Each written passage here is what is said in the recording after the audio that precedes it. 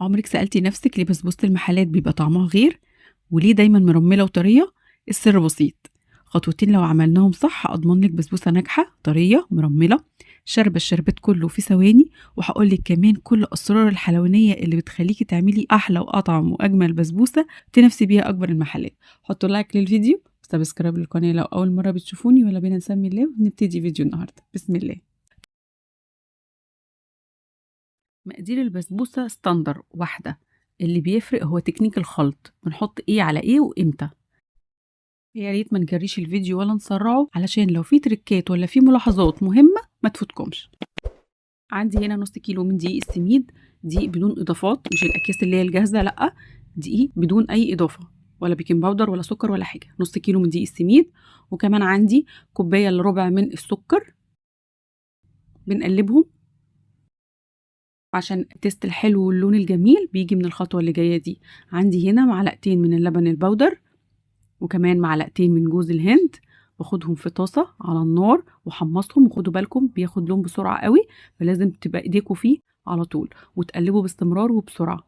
هيبقى معايا بالشكل ده، ما خدش معايا اكتر من دقيقة. بنخلي لون اللبن البودر والجوز الهند اشقر كده فاتح. الخطوة دي هتاخد البسبوسة بتاعتكم في حتة تاسعة مش تانية. هنضيف اللبن البودر وجوز الهند على المواد الجافة، البسبوسة والسكر. بعد كده بضيف حوالي نص معلقة صغيرة من البيكنج باودر. انا بسبوستي بحط لها بيكنج باودر مش بيحصل لها اي حاجة. وكمان رشة صغيرة من الملح وفانيليا. بنقلب حلو جدا المواد الجافة دي، نقلبها كويس قوي قوي قوي، لان لما نضيف المواد السائلة مش عايزين خلط كتير زي ما احنا عارفين. هسيب المواد الجافة على جنب ونحضر المواد السائلة. عندي هنا كوباية الا ربع من السمنة السايحة السخنة. بكرر، السمنة السايحة السخنة. أنا ليه عايزاها سخنة؟ عشان أنا هنا عندي ربع كوباية من عسل تقيل أو عسل جلوكوز، أي حاجة من المتوفر. مهمة الخطوة دي، مهمة الصراحة، بتفرق جدا في قوام البسبوسة. يا ربع كوباية عسل تقيل يا ربع كوباية عسل جلوكوز. ليه أنا عايزة السمنة سخنة؟ علشان تدوب لي عسل الجلوكوز. بنحط عسل الجلوكوز على السمنة السخنة، طبعا السمنة هتسيح معايا العسل، وهيبقى بالشكل ده. نقلب نقلب، واللي انا طالباه هنا ان السمنة تتداخل كويس جدا مع العسل، وتبقى بالشكل اللي انتوا شايفينه ده، ما تبقاش فاصلة. بعد كده هضيف كوباية الا ربع من المية. بسبوسة المحلات مش بنحط لها لبن ابدا، احنا حطينا خلاص معلقتين لبن بودر عشان اخلي التيست بتاعها عالي وطعمها يكون غني. هحط كوباية الا ربع من المية العادية خالص اللي هي من الحنفية، مش سخنة ولا حاجة. ونقلب حلو جدا، وهتلاحظوا مع التقليب المستمر ان الخليط عندك لونه بيفتح جدا وبيتكون عندك زي مستحلب كده. مهمة قوي قوي قوي خطوة السوائل، تكون كل حاجة ممتزجة ببعضها وما تكونش السمنة فاصلة معاكي. امشوا بترتيب الخطوات ده عشان تطلع معاكوا ناجحة. بعد كده هبتدي اضيف المواد الجافة على المواد السائلة، ونقلب بالشكل ده كده، تقليب بالراحة جدا ومش كتير. هتحسوا ان هي ناشفة شوية او جامدة شوية، مفيش اي مشكلة معانا، في شربات هينزل عليها هيطريها.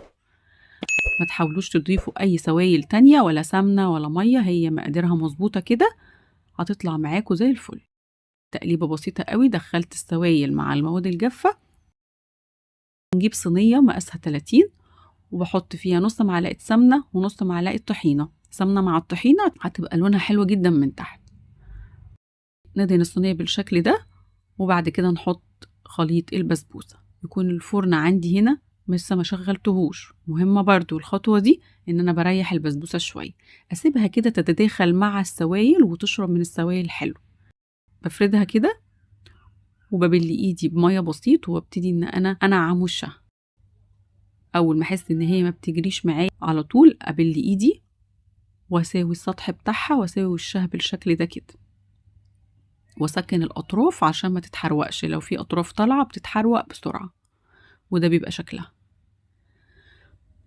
ممكن تعملوها ساده، تدخلوها الفرن على كده بعد طبعا ما ترتاح زي ما قلت لكم، او ممكن تعملوا الخطوه اللي جايه دي، نرش مكسرات، ممكن ترشوا فول سوداني، نرش بندق. انا رشيت هنا عين جمل مجروش. بعد كده بنضغط على المكسرات عشان ما تطلعش لما نيجي نسقيها بالشربات. بسيبها 10 دقايق ربع ساعة تستريح، وبعد كده بعد الربع ساعة بدخلها على فرن ساخن مسبقا على درجة حرارة 180 والشبكة في النص. في الأثناء دي هنحضر الشربات بتاعها. هيكون عندي كوباية وربع من السكر، عليهم كوباية ونص من المية. شربات البسبوسة بيبقى خفيف شوية عشان يطريها ومتبقاش طبعا مسكرة زيادة. عصرة ليمون، وابتدي ارفع الشربات على النار. نعد بعد الغليان 3 دقايق بالظبط ونطفي عليه ونحط باكت فانيليا ونقلب ونسيب الشربات على جنب على ما البسبوسة بتاعتنا تطلع من الفرن. البسبوسة هتاخد بالظبط لو فرنك مظبوط هتاخد معاكي 30 دقيقة. بنشغلها الشواية حوالي 3 دقايق عشان تاخد اللون التحفة ده، وكون البسبوسة بتاعتك سخنة جدا عكس الكنافة اللي قلتلك ريحيها شوية. بناخد البسبوسة وهي سخنة جدا والشربات عندي سخن جدا. لو الشربات حرارته هديت ارجعي حطيه على النار تاني وصليه للغليان. البسبوسة سخنة، الشربات سخن، هي دي المعادلة الصح. بسيبها تبرد شوية وابتدي ان انا اقطعها. بصوا قطعة من البسبوسة مرملة وباينة جدا الترميلة بتاعتها، شرب الشربات كله، شربت الشربات في ثواني زي ما واضح قدامكم. بصوا الترميلة بتاعتها خطيرة. لو عارفين حلواني طلعت دي شبه طعمها قوي. ما تنسوش طبعا البسبوسة بتحب السمنة البلدي، ادوها سمنة بلدي هتطلع معاكم احلى بمراحل كمان من الحلواني. لو عجبكم الفيديو وفاتكم لو 1%، اتمنى تحطوا لي لايك وتعملوا سبسكرايب للقناة لو اول مرة بتشوفوني. اشوفكم على خير في وصفة جديدة وفيديو جديد. بحبكم في الله. كان معاكم شيماء حسن من قناة حلو حادق مع شيماء، ومع السلامة.